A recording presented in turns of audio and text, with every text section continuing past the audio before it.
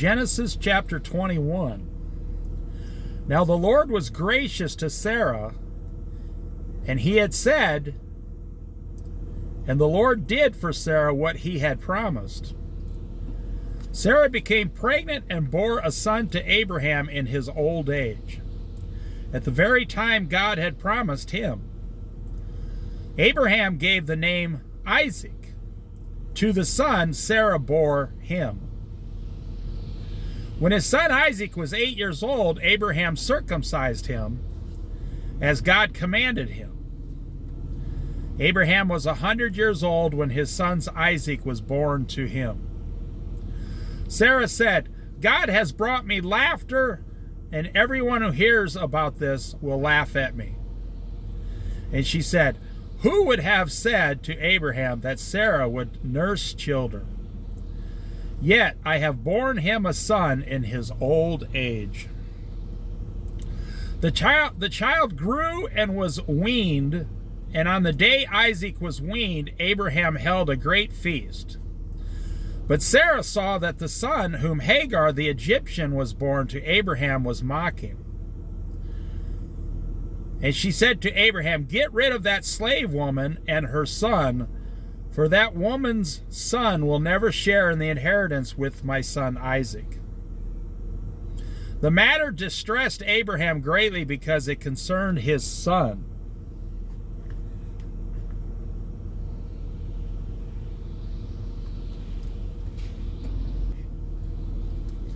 But God said to him, do not be so distressed about the boy and your slave woman.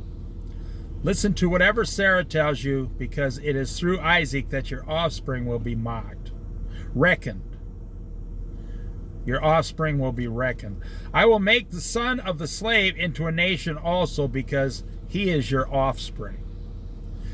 Early the next morning, Abraham took some food and a skin of water and gave them to Hagar. He set them on her shoulders and then sent her off with the boy. She went on her way and wandered in the desert of Beersheba. When the water and the skin was gone, she put the boy under one of the bushes. Then she went off and sat down about a bow shot away, for she thought, I cannot watch my boy die. And as she sat there, she began to sob. God heard the boy crying, and the angel of the God called to Hagar from heaven and said to her, what is the matter? Hagar, do not be afraid. God has heard the little boy crying, and he lies there. Lift the boy up and take him by the hand, for I will make him into a great nation. Then God opened her eyes, and she saw a great well of water. So she went and filled the skins with water and gave the boy a drink. God was with the boy as he grew up.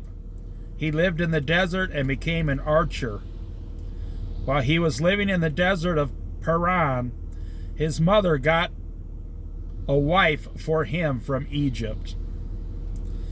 At that time, Abimelech and Phicol, the commander of his forces, said to Abraham, God is with you in everything you do.